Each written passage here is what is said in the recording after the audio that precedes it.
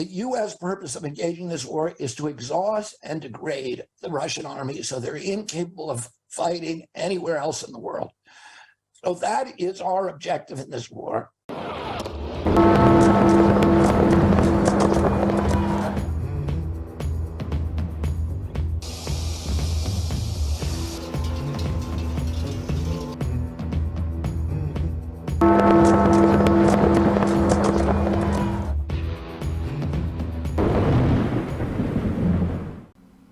Hallo und grüezi. Worum dreht sich der Ukraine-Krieg wirklich? Um Demokratie, um Humanität, um Menschenrechte? Nein, auch wenn das täglich im Westen so propagiert wird. Robert Kennedy Jr. erklärt im Video die wahren Hintergründe des Krieges und warum Hunderttausende junge Ukrainer geopfert werden und wer die wahren Drahtzieher hinter den Entwicklungen der letzten 10 Jahre in dem mittlerweile völlig ruinierten Land, die Ukraine, sind.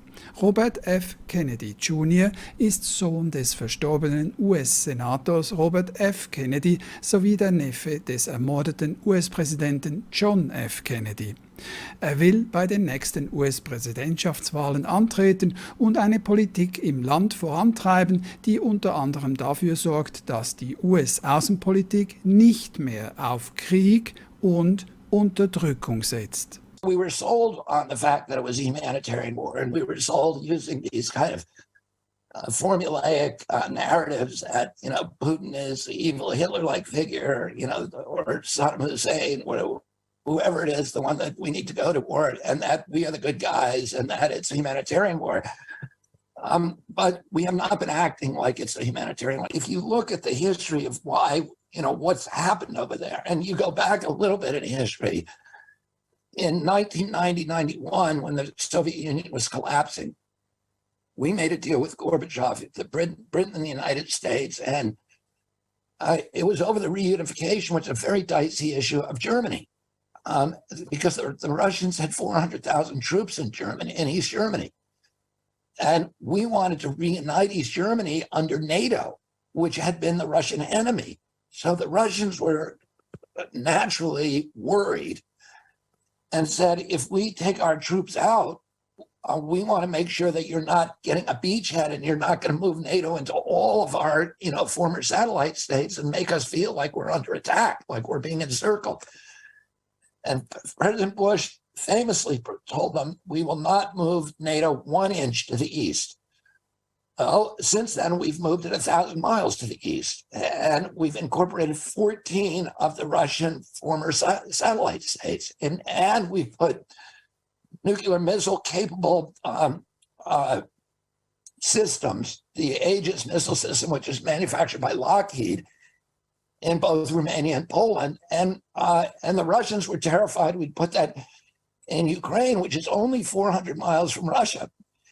And they repeatedly said to us, you cannot incorporate Ukraine into NATO. We then unilaterally walked away from our 2 intermediate nuclear weapons treaties with Russia. So we had treaties saying you can't use intermediate nuclear weapons. These were huge steps in progress, and we canceled both of them unilaterally. We told the Russians we're not doing that anymore.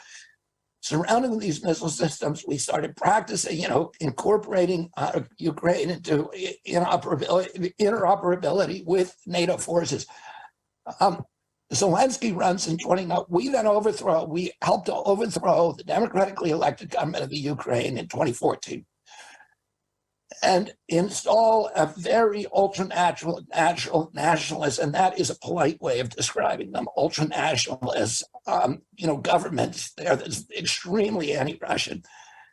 That prompts the Russians to go in and invade Crimea because they're terrified that now that we have our own government in place there, we're going to put the naval of our U.S. Navy fleet in a warm water port that they've had for, I think, 370 years. It's their only warm water port. It's their way of, having a military presence in the Black Sea. They're terrified we're going to go in there, so they invade Crimea. Then the new Russian government comes in and enacts all of these oppressive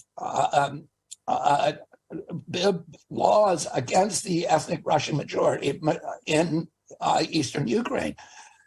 80% of the people in the Donbass are ethnic Russians.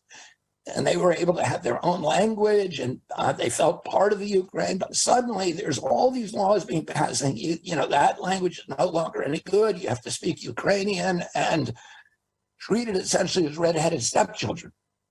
And they start doing protests, and the government then reacts violently, and you basically have a civil war in which 14,000 ethnic Russians are killed.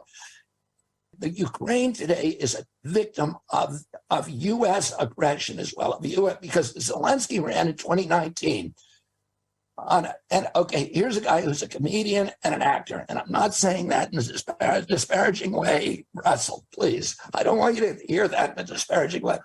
He's a comedian. He's a comedian. I ran Europe, could work. The reason I'm saying that is the only reason he won that election is he ran on a peace platform.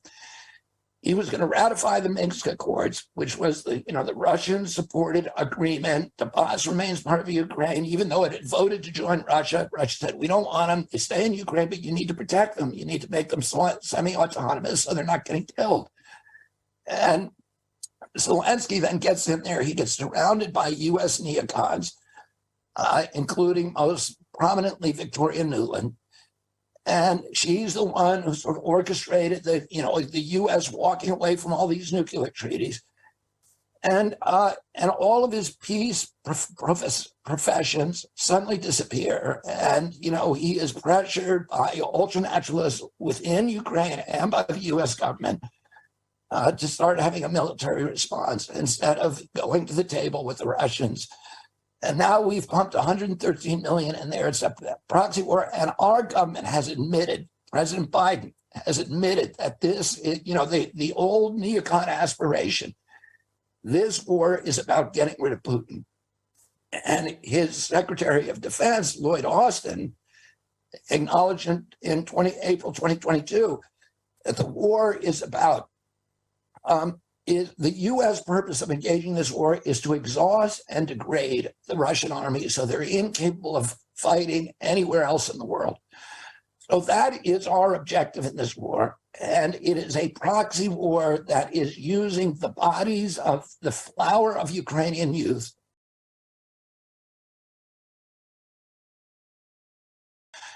They aren't even admitting this. The Pentagon doesn't admit it. The Ukrainian government doesn't admit it. They have lost more than 300,000 Ukrainian soldiers. Ukrainians are trying to leave Ukraine, and it is now illegal to leave Ukraine if you're, below 55 years of age and a male. It is, and they've killed 14,000 civilians. It's 60% unemployment. The infrastructure of the country has been destroyed for U.S. geopolitical machinations, and it's not right. The Russians are killing Ukrainians at a rate of probably around 7-1, because they have a 10-1 artillery advantage. And we've killed between 30,000 and 100,000 Russians, which isn't something to be happy about either. None of this is stuff that we should be doing if we really wanted peace. But this is a war where Ukraine has been made a victim, not just by Russia, but by the United States government.